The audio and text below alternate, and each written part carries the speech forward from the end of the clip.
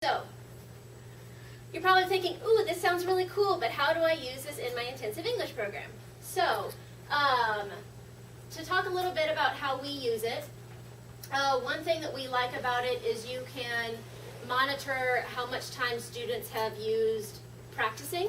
So you can take a look at how much time in general they've used just on the program, but you can also go through and see how much time that they've spent on individual lessons. So if they say, hey, I practiced this one and it was really easy and whatever, and then you go and you see they only spent 2 minutes on it, maybe they need to go back and do it again. So you can also, aside from looking at how much time they've spent, you can see their performance by percentage.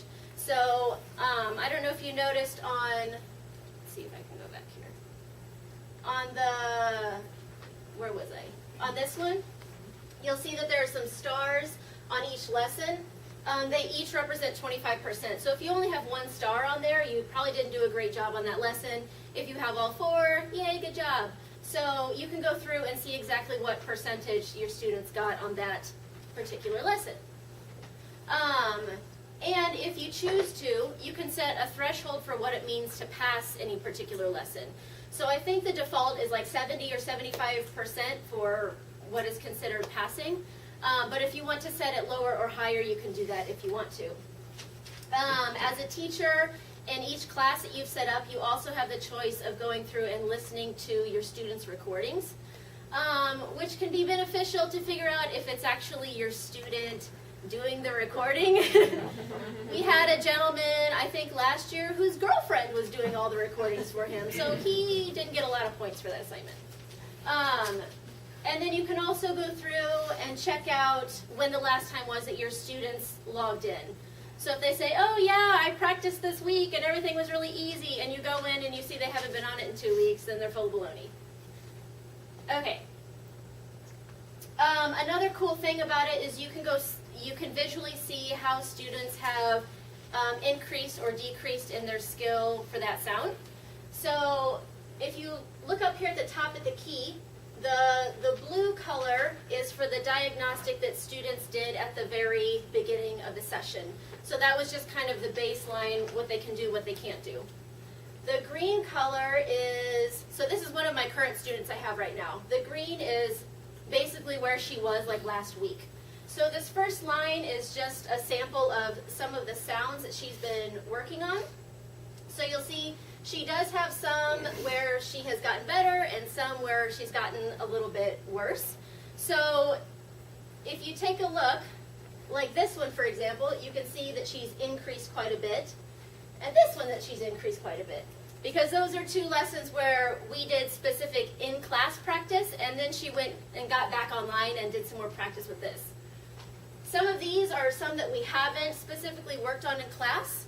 And the thing is, when students are doing their practice, it's recording everything they say for that whole word or the whole phrase.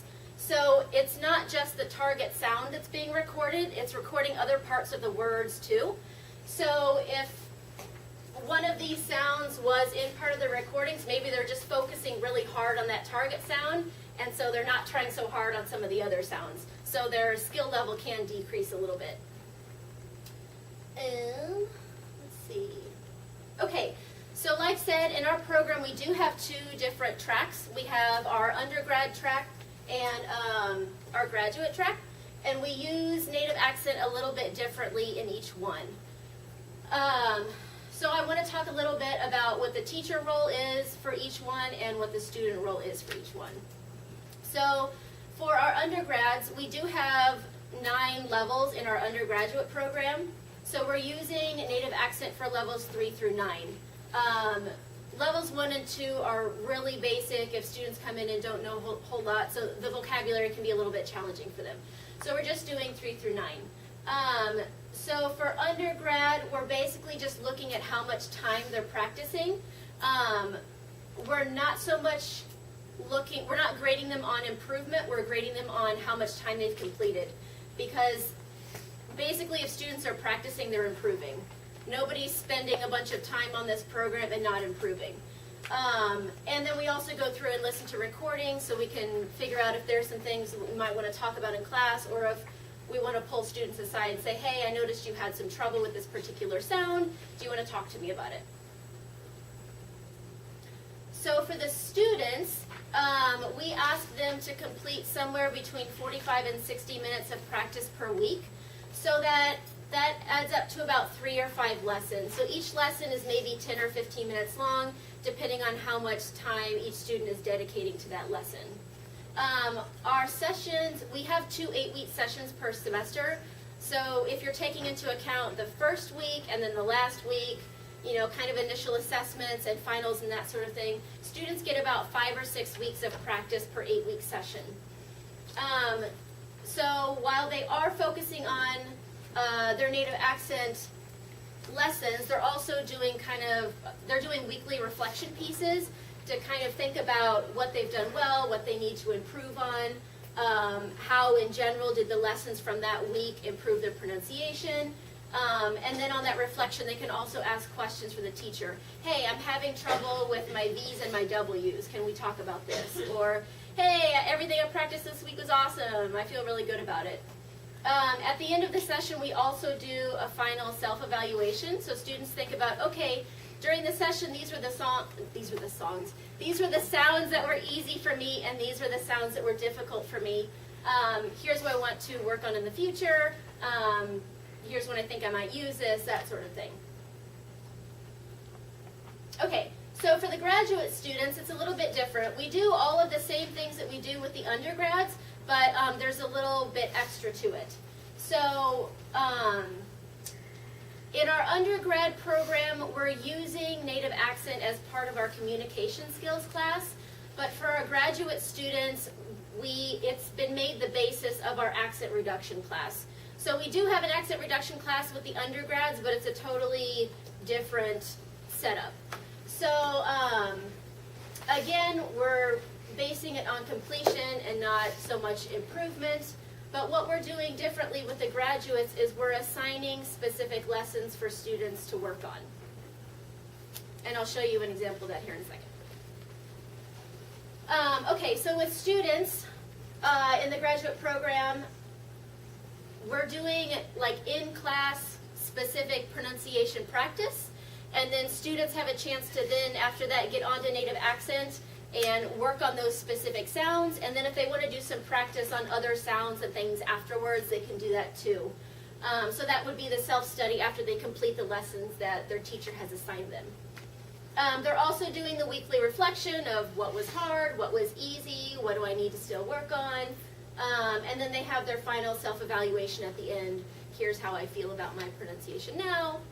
More or less confident, hopefully more if they've been coming to class and doing the work. So, for example, so again, this is from my graduate class that I'm teaching this session. So from the diagnostic that students did at the beginning of the session, I can go through and see which sounds they in general had the most trouble with and which sounds weren't so difficult for them.